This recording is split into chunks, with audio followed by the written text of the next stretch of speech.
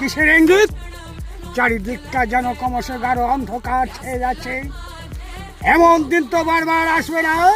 তবে কি, এই গ্রামে আজ বারবার কাল রাত্রি নেমে এসেছে।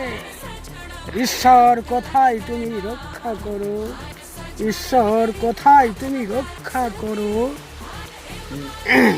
এই কাল রাত্রি থেকে সবাইকে তুমি রক্ষা করো।